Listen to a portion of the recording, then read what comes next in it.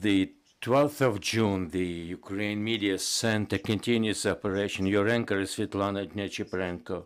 We are talking about the Pride March. After 2-year hiatus, it comes back to Kyiv. We are talking to Anna Sharyhina, the head of the board of KyivPride NGO. Welcome, ma'am. Before everything, let's talk about the Equality March. Let us zero in on what is going on this month. We have seen the educational festival. What has happened there? Thank you for the question. It's very important, although it's not that visible. It's not an educational festival. It's a charity event. What we had done was to launch a campaign for gathering 4 million hryvnias for 5 different foundations that are trying to meet the needs of the Ukrainian military in terms of rehabilitation of the wounded. Now we are collecting money, and at the festival we accumulated 160,000 hryvnias.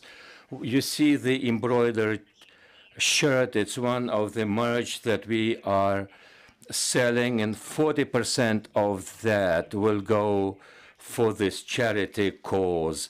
Of course, not all the businesses that were claiming to participate did not live up to their commitments, but LGBT and other inclusive businesses have got engaged. At the festival, there were a lot of people present. The way I see it, it was a powerful moment because Kyiv did not see the Pride events over 2 years. We conducted a lot of lectures and workshops on mental health, individual consultations, and we are still engaged in pressing issues as regards the Ukrainian society. At the final stage of this lecturing tour was a lecture and talking with the military. We also have delivered Kyiv Pride Awards for the individuals and businesses and the TV outlets that are supporting LGBT community. How many people participated in that festival, and what was the geographical presence? I know that you delivered questionnaires. More than 1,000 people attended. I'm not sure that this is a simple issue to communicate. We'll be thinking further on what to do next, but what we faced was the challenge when juvenile police banned the presence of the minors. It seems to be a very strange thing to have happened. We wanted young people just to see what's going on and to show that there was no danger for the minors at the territory of the festival. But juvenile police were very difficult to talk to. In particular, I am talking about minors because a few of them came to capital city from different locations because for them Kyiv Pride is associated with for the queer people with the safe space. It is important to make sure that young people know that they are in safety here. People also were coming from different locations, perhaps from all over Ukraine. We've seen a lot of volunteers coming in with an aim to help us. So geography is including all Ukraine. And another volunteer came from Canada to help, to grant a helping hand. In general, what is the age? Who is the oldest participant? In the West, we see people even who have reached the 100 years old. How about Ukraine? It should be recognized that this year's Pride in Kyiv, because of the restrictions of the resources, We failed to include the people who would attend, those who are physically challenged. We know that this has been a faux pas, but we were restricted in our resources. As for the older people, sometimes they are mobility challenged, and perhaps in Ukraine it is a challenge for all people that are physically challenged throughout Ukraine. There were a lot of young persons. At the same time, we saw many people, some in their 30s and 40s and 50s. I would believe that half of them account for that age. But in our registration form, we did not ask people about their age. How about the response of the far right? They seem to like to obstruct such events. To be honest with you, if I can be honest with you, I would like to turn to the far right forces and tell them that this is very important to stay. Homophobia is not an urgent issue. We have a common enemy. We have a lot in common which prevails over what is different in us. For 2 years since the full-scale invasion, we did our utmost to support, for example, far-right groups, for example, who are fighting the enemy, who are serving in the Ukrainian military. So I think we are entitled to defend our rights, to be visible in our support. As for the LGBT soldiers who are serving, who have been serving, the veterans, they are amongst the Ukrainian military, of course.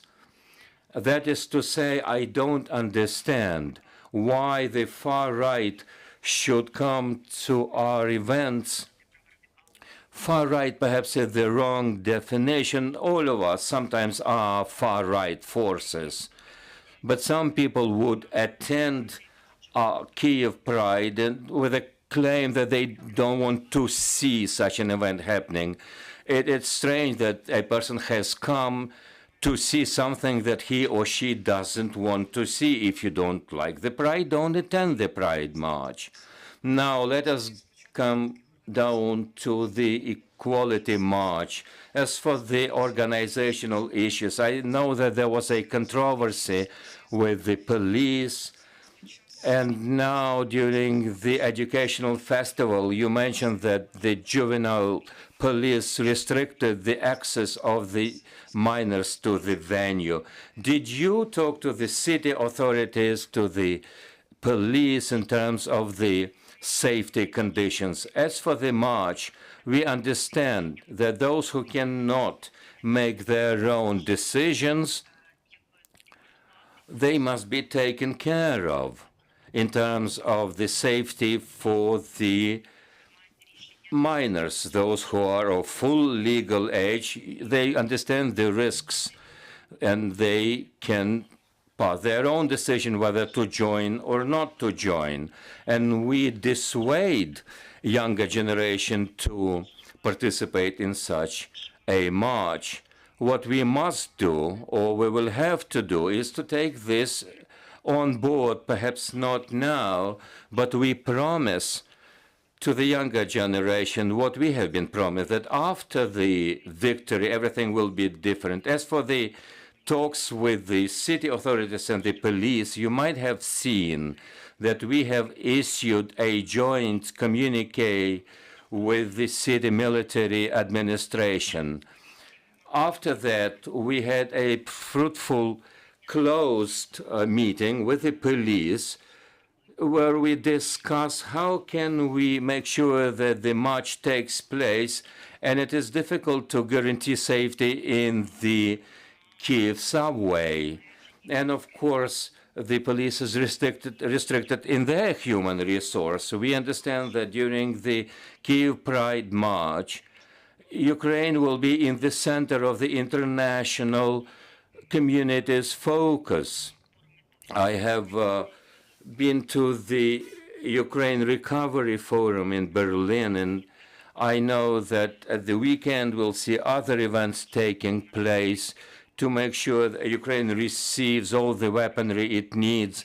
We also promote the idea of arms delivery to Ukraine. The idea of March is to make sure the visibility of the needs of Ukraine at the international arena and to demand that Ukraine should be protected from Russia's aggression, because LGBT community is part and parcel of the Ukrainian society. People who are suffering from the Russian air raids and missile attacks. At the international arena, we keep talking about that. We believe this will bring more result for Ukraine, do more good to Ukraine rather than opposing the idea of March. As for the security, we have agreed with the police the plan and the route of the march.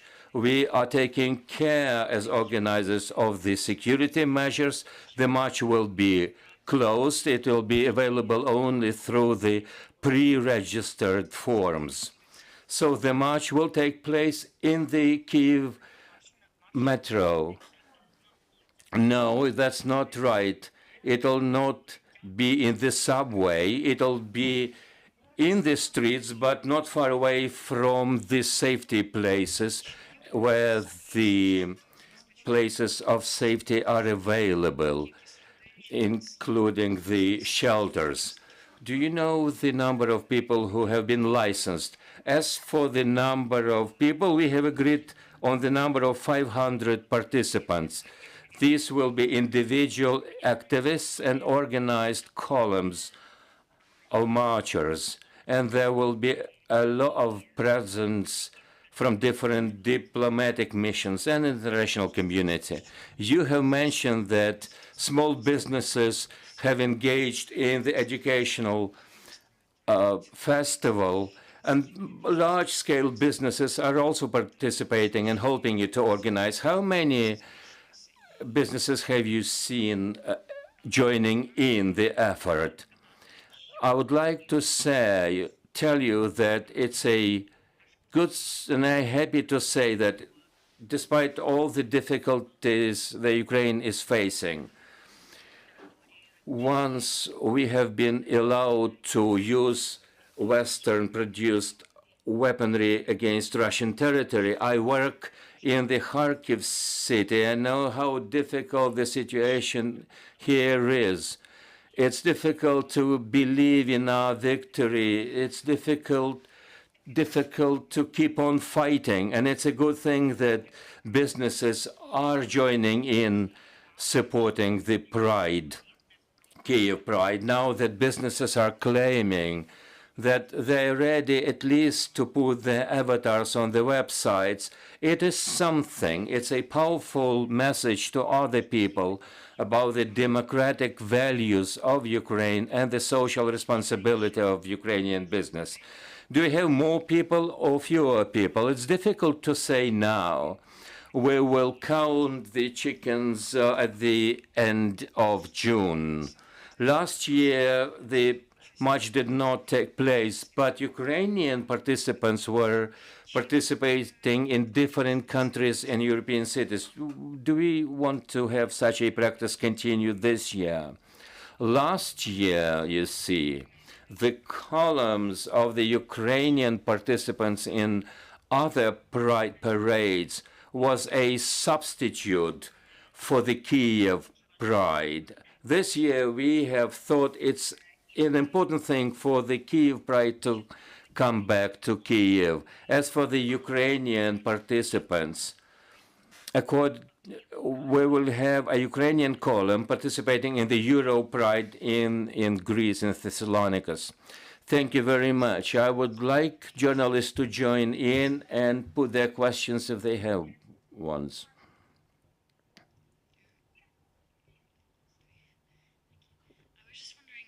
Thank you.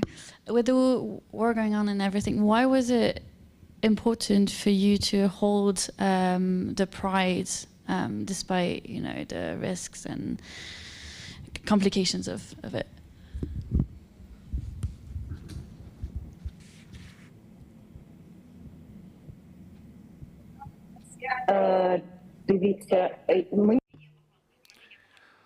I have a heap of arguments to put forward.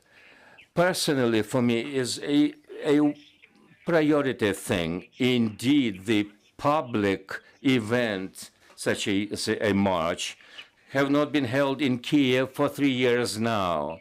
And our communication with the society, with the police, has demonstrated that we've seen a big difference compared to the years when the march was taking place. My personal take is that human rights are very important for Ukraine and are very urgent for Ukraine. I want as many people as possible that people talk about this. As a lesbian, I am very much interested in talking about the human rights for women and for the LGBT community. This is why I believe that Kyiv Pride has always been an urgent issue. And this year it just has happened. That's point one. The second point that is urging me to do this is the following. Perhaps people who are now living in the occupied territories or are prisoners of war and are LGBT people and people who are living through difficult circumstances when they cannot afford to fight for their rights in a current situation. I personally do this for the sake of those who cannot afford to fight for their rights. I am against the idea that the military will come and they will begin to build this country as best as they can. Such a cause cannot be postponed until the future. It must be done today. What is the key slogan of the Kyiv Pride this year? You have asked me a number of questions with one question. This year's logo is Together to Equality and the Victory. The message being that the Ukrainian LGBT community is part of the Ukrainian community, as there are other people in Ukraine who don't belong to us, but this is our contribution to victory. One of the goals of the Pride Parade is to make the people know that LGBT is contributing. You should not be afraid of who you are and what you are. They want to be recognized as part of the Ukrainian community. This is an important thing for us to go beyond the framework of LGBT community. The next point is that there is a powerful community of LGBT military community. Not all of them are open, but part of them will join us. We want the Ukrainian community and the international community to see that there are LGBT Ukrainian military, and they are not something that are separated from the society. We want people to know that they have the same values. LGBT is an organic part of the Ukrainian society. We all strive for the victory over Ukraine. We are all united in our efforts. And again, I understand your point is to highlight a couple of legislation bills that the parliament has failed to approve for a long time now. Indeed, thank you for that reminder.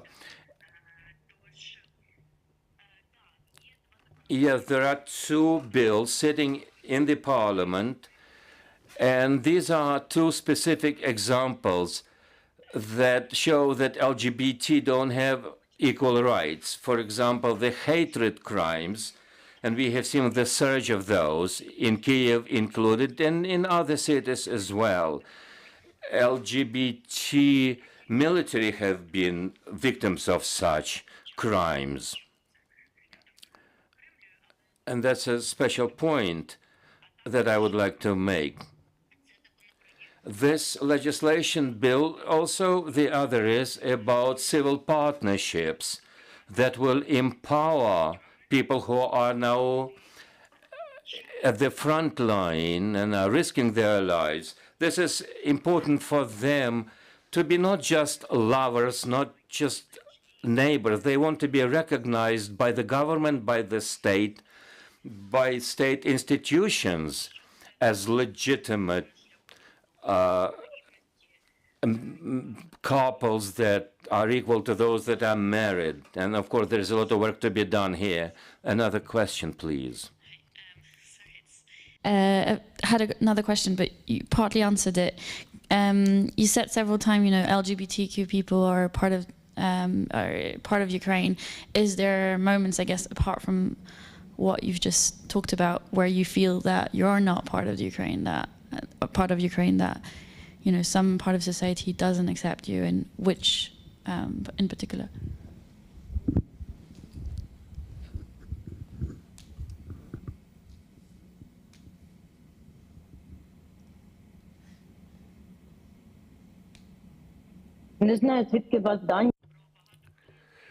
I wouldn't agree that there are a lot of people who don't accept us as part of the Ukrainian society.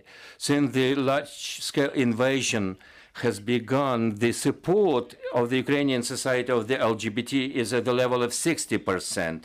I wouldn't know where you get your numbers. I know that there are homophobic voices.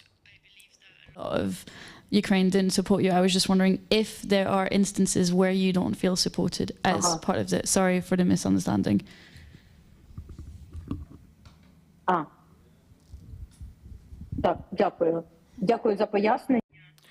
Thank you for that explanation. In the areas where we see such a misunderstanding, we are challenged to do a couple of things here. One is raising public awareness. According to what we see, homophobic, transphobic feelings and sentiment is tied very closely to the low level of awareness.